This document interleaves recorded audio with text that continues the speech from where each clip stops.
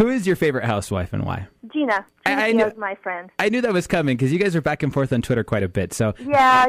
I lived with her just for a while. I just moved out, so she's a good friend of mine. We do hang out. We go places. I know all her kids. I know everybody, and she's my buddy. Yeah. I wanted to ask about her. She seems a little bit distraught on this season. Is she doing okay? It's none of my business, but I mean financially, does she seem like she's better? Oh my God! Or... I can't believe what they're doing to her on this season. I mean, like I saw this morning actually. I watched last night's show, and I was thinking, oh my gosh, they're making her.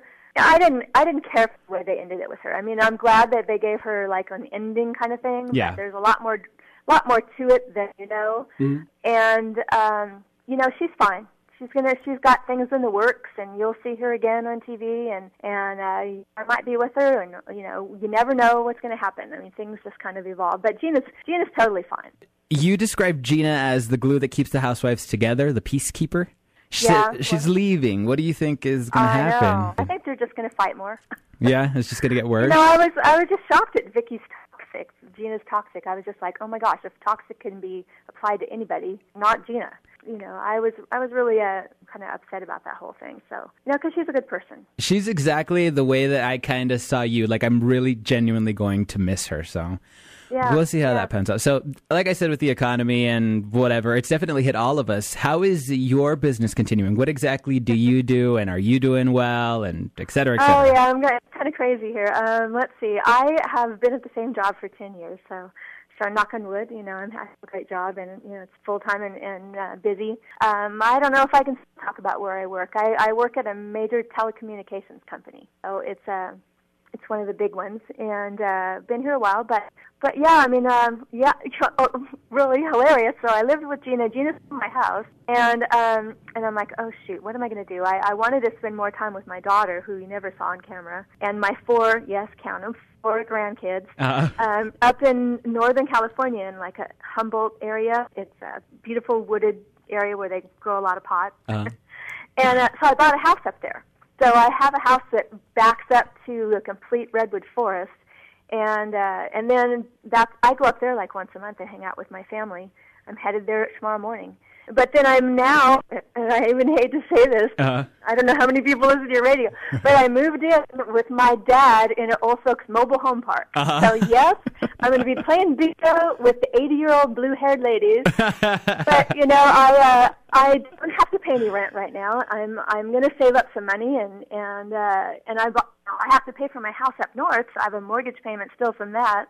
So I've got like 2 places, 2 homes, and my dad's not even there, so it's just kind of me hanging out by myself. So, but Gina's place was fine for a while, but I'm kind of got to regroup and buy some little condo down here or something. But I'm doing great.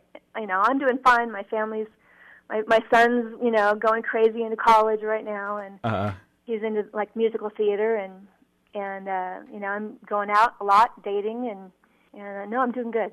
All right, let's get to some fun ones. Speaking on, on your dates, what is your signature favorite alcoholic drink? It's got to be, a martini, just a classic. Well, it depends on where I am, because around here there's some really good hangout places. If I go to Javier's, there's a skinny margarita that they have there, so I like those a lot. I'm like brain dead right now. Nice. And then I've been going too much. Work's kind of hectic this month. I need the vacation tomorrow. And then just a classic martini. All right. What is one book that you recommend the people on the earth read before they pass?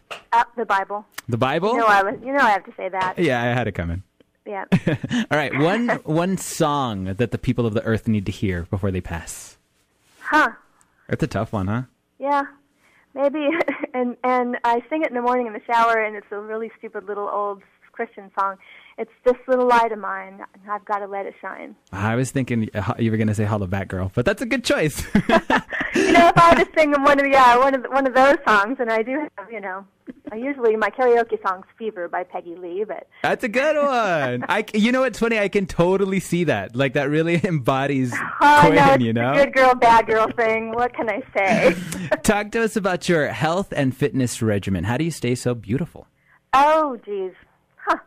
Right now I'm kind of bummed out. I got hurt this year really bad. So I took a really bad spill, and I tore up my knee. I had a meniscus tear and a ligament tear, and they did a really ugly ACL on my knee. So I've been like out of whack for about 6 months, which put back all the weight I had lost, which I was so freaking bummed out about. But, you know, back in the gym again on a bike because it's about the most I can do with a stupid knee right now. Yeah. And as far as like me, and you know, I don't do a whole lot to myself. Lucky. I don't. You know, there's friends of mine that are doing. Although Lynn, with her facelift just lately, I'm looking at her going, "Wow." Yeah. She looks really great with that. But I'm afraid of needles, so the Botox thing's not so great. And you wouldn't consider any kind of plastic surgery on your face? Maybe later. You know, when I get a little older. You know, besides my 29. So. Yeah. All right. And I just turned 54 this year, so I know I even hate to say it since I don't even admit how old I am usually. You know, I'm starting to think about it, but well, you can't tell at all for what that's worth. You can't tell. You have no, I'm not joking. You're very, very pretty. You have a clear interest in style and fashion. What is one tip that you find useful to women? You know, I worked at Nordstrom for 12 years, doing all of the windows and all the fashion there, and I think that going shopping with the girlfriends and just looking at all the things that are new out there is a must-have thing to do with the girls like once a month, because fashions change so fast, and I think that to keep up on it is just to enjoy yourself, go out on a Saturday, have lunch with the girls, hit Nordstrom and Bloomingdale's and some little shops, and just look around and have fun. Take the friends out, tips from the friends, you say? Girls are great to shop with, you know, and everybody's tried this on, that looks great, and, because a fashion tip right now, really, I mean, everything changes so fast, so right now, boots and tights are the thing, and I went shopping for boots myself, so... Alrighty. Well, we're very much looking forward to your return to television. I miss you so much on TV. Do you have a website, an official website? I know you have a blog too, right? You know what? Don't even look at my blog. I haven't touched it in a year. It's like the shoe salesman's kids go barefoot. I work on a web all day long. Actually, I think I'm on next week. I saw Tamara's wigged out Boho premiere thing, and I was at that. In the background with my blonde Roxy wig on. Yes. So I got on camera a few times this year, but that was one of them. I don't have really a website. I've been doing a lot of Twitter, Facebook, MySpace stuff. My QuinnFry.com page has just been sitting there, I hate to say. Yeah. Doing not a whole lot of anything with my beautifully photoshopped face. That's a cheaper way to go than Botox. Photoshop. Photoshop, yeah. Just take all the wrinkles out. I'm really good at it. So. Your Twitter name is your name, so twitter.com/Quinn Fry, right? That's it. All right. That's it. And I'm on it quite a bit. You brought up Roxy, so before we wrap it up, I kind of wanted to ask you about this real quick because I think this question is important. You were very aware, I guess, of your sensual side on the show, and you're also very religious. Did anything clash between maybe like your spiritual friends and your more liberal friends?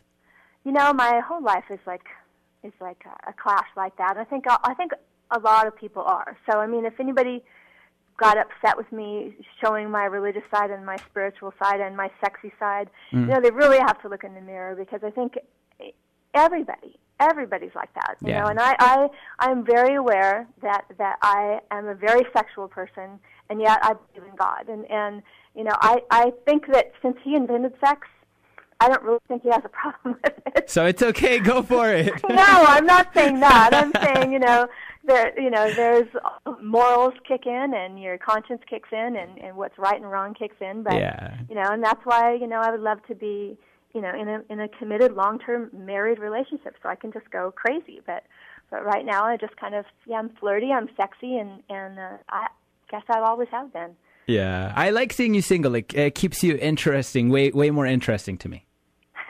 It's fun. It's not so much fun when you're dating all the time, and just find me somebody over 30, would you? That would be a good thing. We're gonna work that out for you. Joey, you're too funny. Quinn, thank you so much. It's an absolute pleasure talking to you, really. Oh, you're too fun. You're too fun. I can't thank you enough, really, and you're the most down-to-earth person I've ever met, really. Joey, I love your little queened out comment. I'm like, oh my God, that was hysterical. No, even when you text me back, I was like, I was all excited, So really, really, thank you a million times over. You're too funny. Have a great day, Joey. You too. We'll see you on Twitter. Be good. Okay, bye-bye. All right, bye.